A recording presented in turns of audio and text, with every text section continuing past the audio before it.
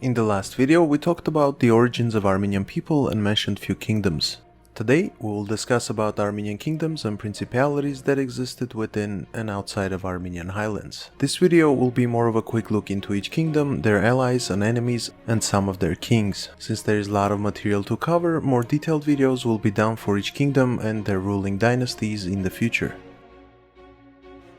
The first kingdom we will look at is Kingdom of Uratu, or Kingdom of Van. This kingdom was an Iron Age Armenian kingdom famed by its art and metalwork. Urartu is how Assyrians called the kingdom, and it is first mentioned about in Assyrian inscriptions of Shalmaneser I in 1274 BC as Uruartri, which was one of the states of Nairi at the time. Nairi was mentioned multiple times by Assyrians from their campaigns over the region.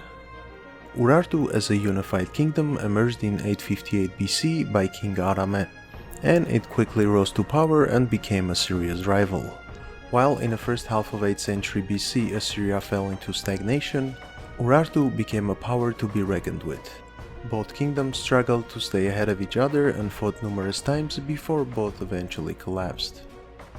One of the most notable kings of Urartu is Argishtid I, who during his rule nearly tripled the size of the kingdom. He even went as far as conquering Babylon, and his son Sardurid II, continuing his father's conquests, was able to capture even more lands. For 50 years, Urartu became the main player in the region.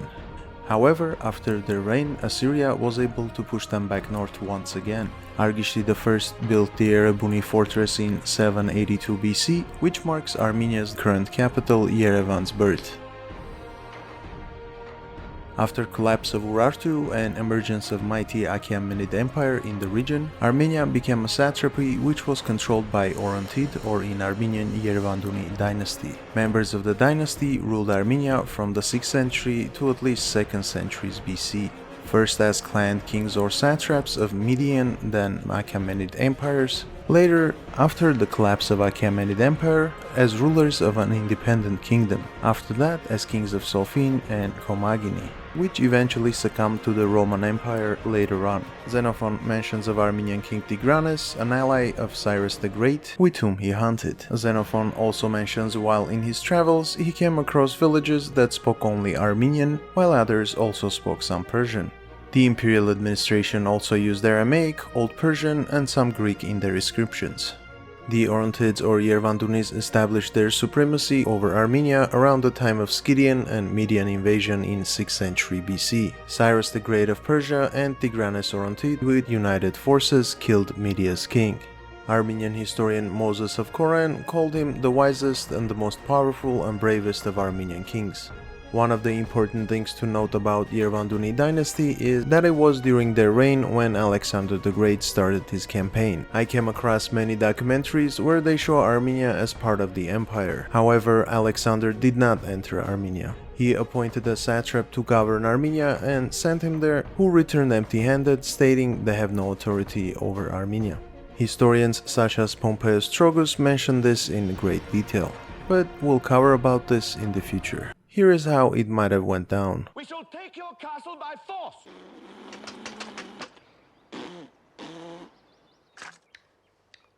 What a strange person. One of the most famous Armenian dynasties is Artaxiad, or in Armenian Artashesyan dynasty. Their realm included Greater Armenia, Sophene, Lesser Armenia, and some parts of Mesopotamia. Their main enemies were Seleucids, Romans, and Parthians.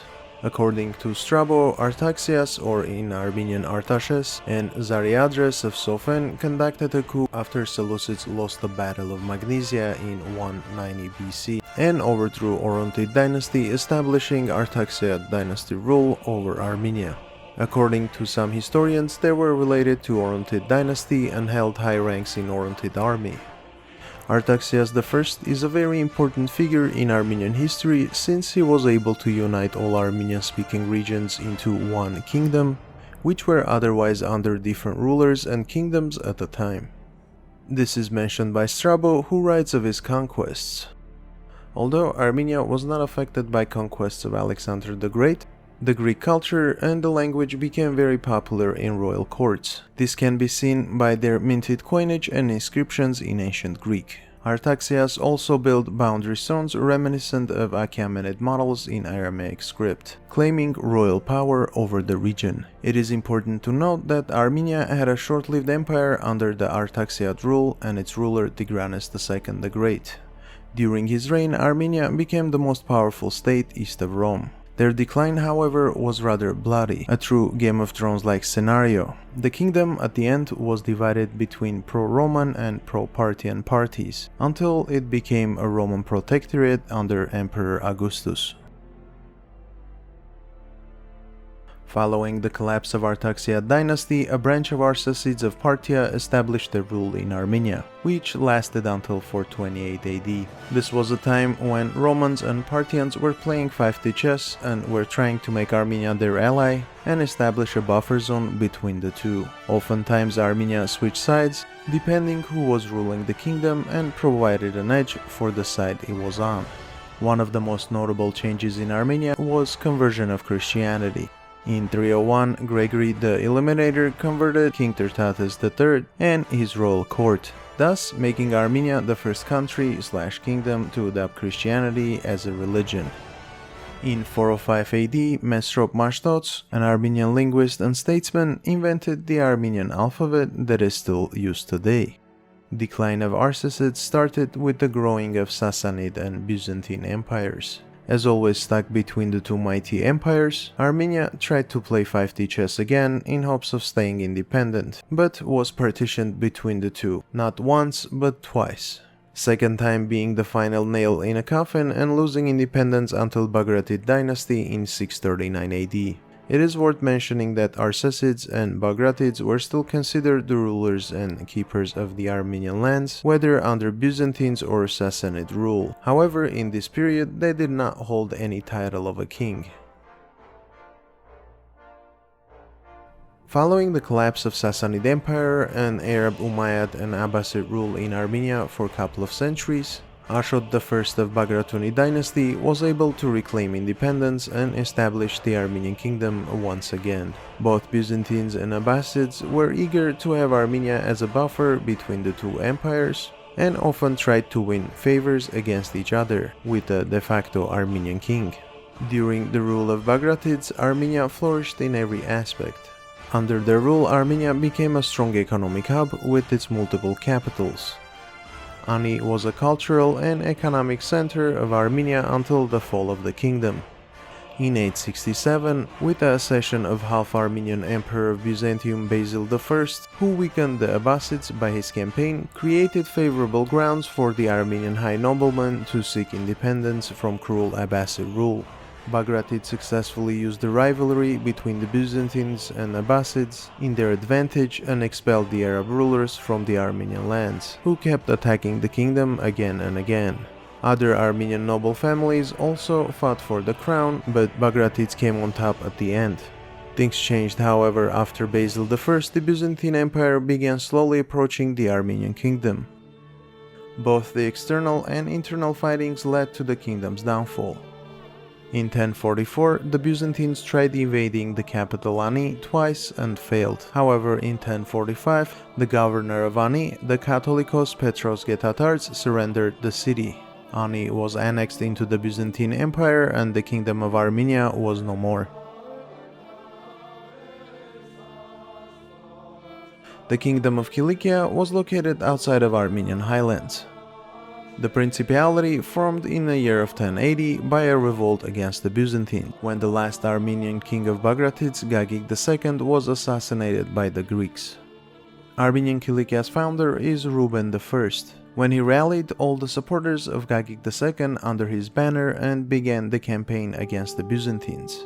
The capital was Tarsus and later Sis. Cilicia was a strong ally of European crusaders, and it helped them with provisions, armies, guides, and everything else it could possibly master in order to reclaim the Holy Lands. In 1198, Leo the Magnificent, also known as Lord of the Mountains, was crowned king. He was a master of diplomacy and was able to establish friendship between crusaders. He also annexed the Principality of Antioch in 1194. During his reign, commerce was greatly developed. Traders between Cilicia, Genoa, Venice, and Pisa were possible by his efforts. Those efforts paid off when Italian merchant communities were established in Tarsus, Adana, and Mamistra, which boosted the economy of the kingdom. The seat of Catholicos of Armenian Apostolic Church was also moved to Cilicia. The commercial and military interactions with Europeans brought new Western influences on the Cilician Armenian society. Many aspects of Western European life were adopted by the nobility, including chivalry, fashion in clothing, and use of French titles. Cilician Armenia became a center of a trade between East and the West. Kingdom fell after numerous attacks from the Mamluks from the south, last attack leading to its fall in 1375. There is a lot left to be said about the kingdoms and their rulers, and there are few principalities not mentioned in this video since it would make it too long. But we will cover those in the future. If you have any questions, remarks, or observations, please feel free to comment. If you enjoyed the video, please leave a like and subscribe to the channel. As always, thank you for watching. I'm Armenator and I hope to see you next time.